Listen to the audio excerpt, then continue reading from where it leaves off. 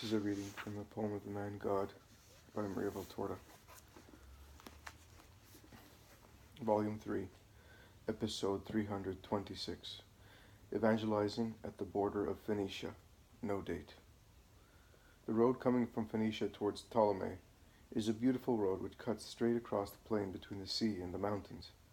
Because it is well kept, it is very busy. There are various junctions with secondary roads running from inland towns to towns on the coast, and at the numerous crossroads there is generally a house, a well, and a rudimentary forge for quadrupeds that may need shoes. Jesus, with the 6 apostles left with him, covers a good stretch on the road, about 2 kilometers, seeing the same things all the time. He stops at last near one of those houses with a well and a farriery, at a crossroad near a torrent, crossed by a bridge, which, although strongly built, is just wide enough to let one cart pass at a time, and thus travelers are compelled to stop alternately, because the 2 opposite currents of traffic cannot pass at the same time. And as far as I can see, that gives the travelers of different races, Phoenicians and true Israelites, the opportunity to join in one only intent, that of cursing Rome, although they hate one another, and yet, without Rome, they would not have that bridge, and when the torrent is in flood, I do not know how they would be able to cross it. But such is life. An oppressor is always hated, even if he does useful things. Jesus stops near the bridge, in the sunny corner where the house is. On its side along the torrent, there is an ill-smelling smithy shop, where they are forging shoes for a horse and 2 donkeys, which have lost theirs. The horse is harnessed to a Roman wagon, in which some soldiers take delight in making faces at the cursing Jews, and they throw a handful of horse manure on an old, big-nosed man, the most rancorous of all of them, with a real viperous mouth, someone who I think would willingly bite the Romans to poison them. One can imagine what happens. The old Jew runs away as if he had been infected with leprosy, and other Jews join him. The Phoenicians shout ironically, "Do you like the new manna? Eat it. It will give you energy to shout against those who are too good to you, you hypocritical vipers." The soldiers laugh scornfully. Jesus is silent. The Roman wagon at last departs, and they greet the farrier, shouting, "Hail, Titus! May your stay be prosperous."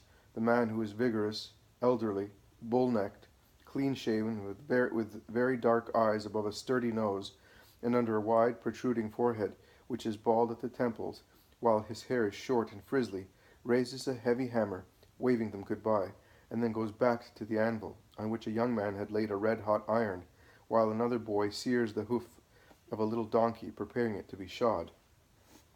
Almost all the farriers along the roads are Romans, soldiers who remained here when they finished their service, and they earn a lot of money. Nothing ever prevents them from curing animals, and a donkey may lose a shoe before sunset on a Sabbath, or at the time of the dedication, remarks Matthew.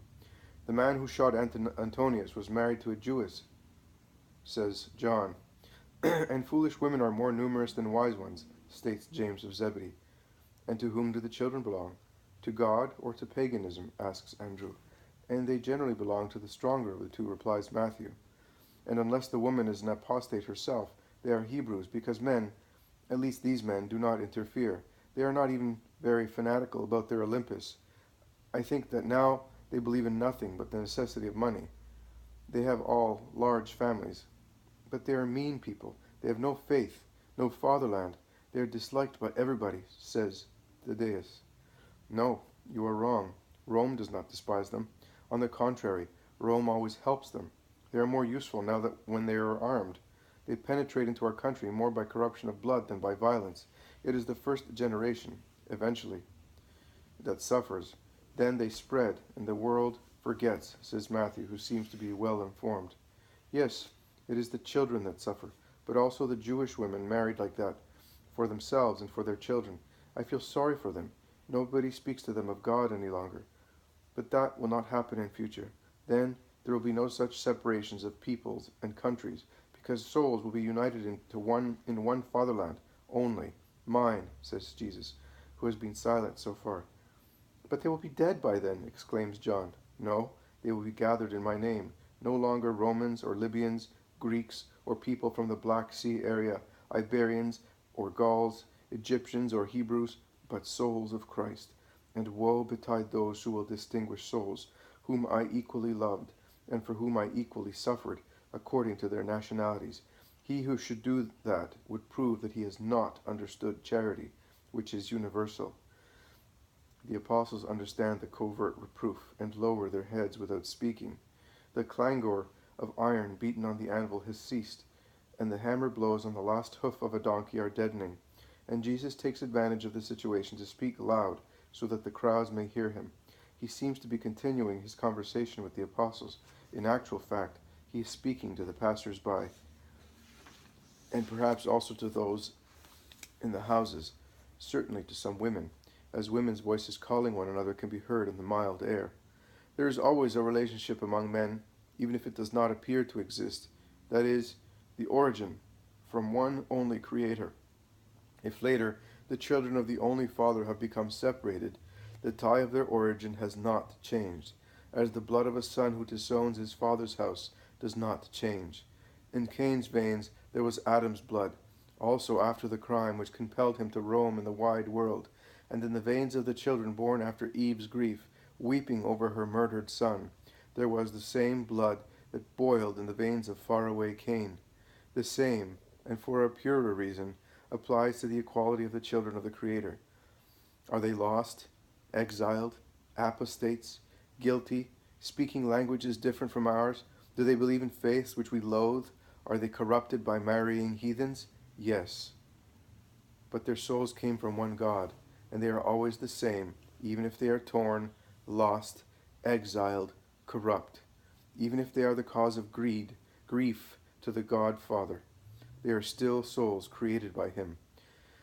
The good children of a very good father must have good feelings, good towards the Father, good towards brothers, whatever they may have become, because they are children of the same Father, good towards the Father by endeavoring to console him for his grief, taking his children back to him, as they are the cause of his grief, either because they are sinners, or because they are apostates, or pagans.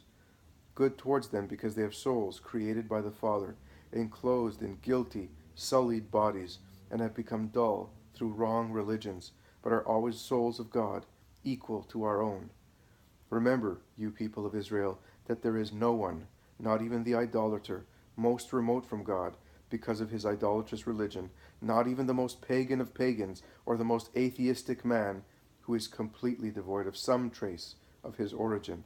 Remember, you who have gone wrong, in getting detached from our just religion by descending to mixing sexes, which is condemned by our religion, that even if you think that everything that was Israel is now dead in you, suffocated by the love for a man of different faith and race, it is not dead.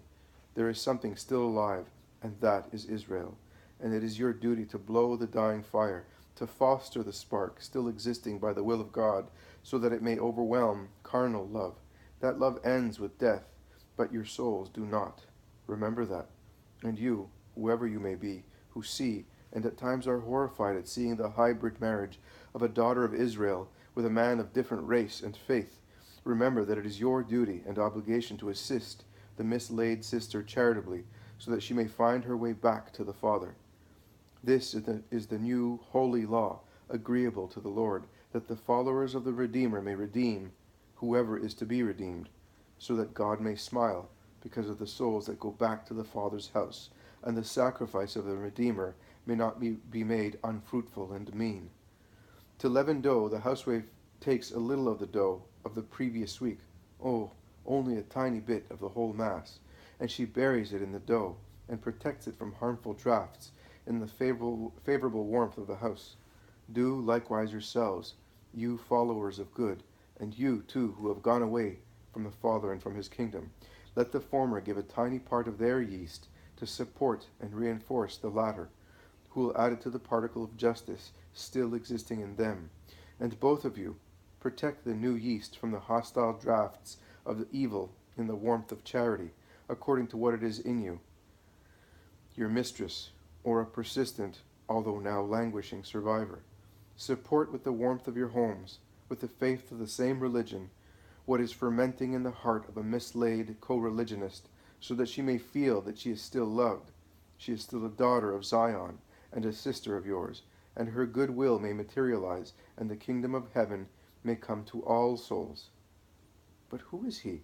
People ask, and they no longer seem in a hurry to cross the bridge, although it is now clear, or to go on their way, if they have already crossed it. A rabbi of Israel. Here, at the Phoenician borders, it is the first time that happens, and yet it is so. Asser told me that he is the Holy One, as people call him. Perhaps he is seeking refuge here because they persecute him on the other side. They are reptiles indeed. It is a good thing if he stays with us. He will work miracles. In the meantime, Jesus has gone away along a path in the fields.